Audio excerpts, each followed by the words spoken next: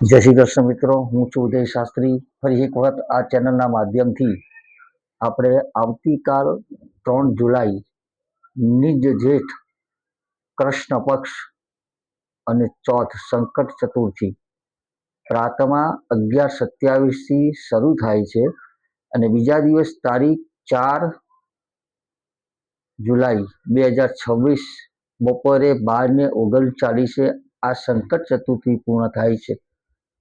સંકટ ચતુર્થીનું મહાત્મય, વિશેષ પૂજા અને વ્રત કીધું છે. સંકટ એટલે જીવનમાં તમામ સંકટોને હરનાર એવા ગુણાનામ ઇતિ ગુણેશ ગણપતિની વિશેષ પૂજા સમજાવી છે કે શિવતનય વરિષ્ઠમ સર્વ કલ્યાણ મૂર્તિ પરશુ કમલ હસ્તમ શોભિતમ મોદતેન અરુણ કુસુમ માલામ વ્યાલ લંબોદરશ્ચ મમ હૃદય નિવાસામ શ્રી ગણેશમ નમામિ. મિત્રો, આ વ્રત દરેક પુરુષ અને સ્ત્રી પણ કરી શકે છે. આ વ્રતનું વિશેષ મહાત્મ્ય એટલું જ છે કે પ્રાતકાળમાં પોતાનું નિત્ય કર્મ પૂર્ણ કરી ગણપતિની સ્થાપના, જ્યાં તમારા ઘરની અંદર દેવનું સ્થાન હોય ત્યાં ગણપતિની સ્થાપના કરવી. એક બાજોટ મૂકી લાલ કલરનું કપૂર એટલે સ્થાપન કરવું. એની પર ગોદુમ એટલે ઘઉં મૂકી એક પાત્ર મૂકી એની ઉપર ગણપતિની પ્રતિમા મૂકવાની. ત્યાં આગળ ભગવાન ગણપતિની 30 અને 16 પૂજા કરવાની છે. ત્યાં ગણપતિનું ધ્યાન, આહવાન, પ્રતિષ્ઠા અને 16 પૂજા કરવાની છે.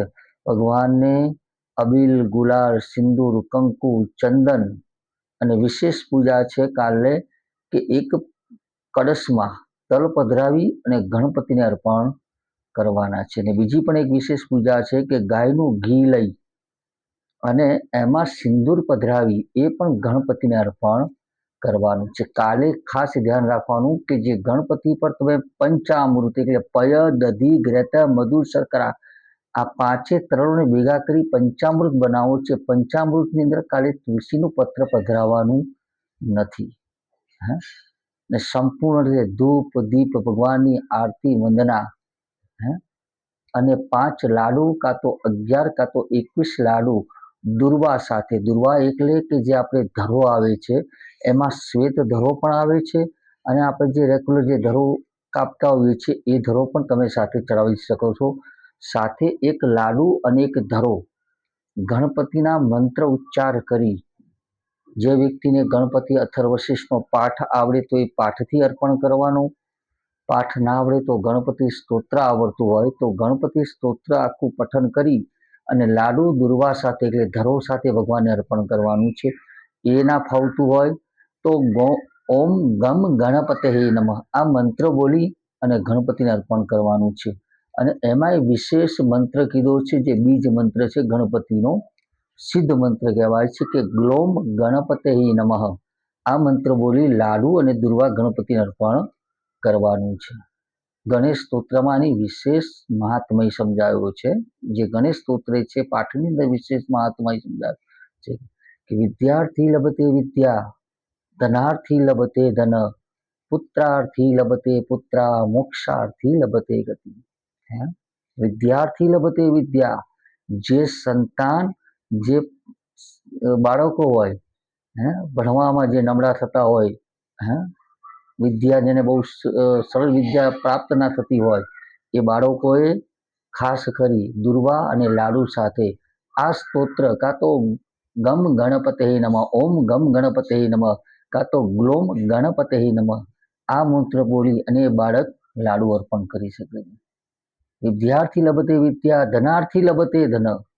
દરેક પુરુષોના કાર્યની અંદર, વેપારની અંદર અડચણો આવતી હોય, વિઘ્ન આવતા હોય, કાર્યમાં સિદ્ધિ પ્રાપ્ત ના થતી હોય તો એ પુરુષો પણ આ રીતે મંત્ર બોલી અને લાડુ દુર્વા સાથે એટલે ધરો સાથે અર્પણ કરી શકે છે. પુત્રાર્થી લભતે પુત્રા, મોક્ષાર્થી લભતે ગતિ. જે સ્ત્રીઓને સારા સંતાનની પ્રાપ્તિ કરી હોય એ સ્ત્રીઓ પણ લાડુ અને દુર્વા સાથે આ રીતે ગ્લોમ ગણપતે નમઃ કાં તો ઓમ ગમ ગણપતે નમઃ કાં તો ગણપતિ અથર્વશીર્ષ કાં તો ગણેશ સ્તોત્રના પાઠ સાથે એ દુર્વા લાડુ અર્પણ કરી શકે છે. અને સાયંકાલે એ સિવાય વિશેષ પૂજા એકલી સંકટ ચતુર્થી એટલે સાથે ચંદ્રની પણ પૂજા કરવાની છે. સાયંકાલે એક પાત્રમાં લઈ જળ લેવાનું છે, એક લોટો તાંબાનો લઈ એમાં જળ લેવાનું છે, એમાં મિશ્રી પધરાવવાની, મિશ્રી એટલે સાકર પધરાવી એ સાકરવાળું પાણી લઈ અને ચંદ્રને અર્પણ કરી આ વ્રતના પારણા કરવાના છે.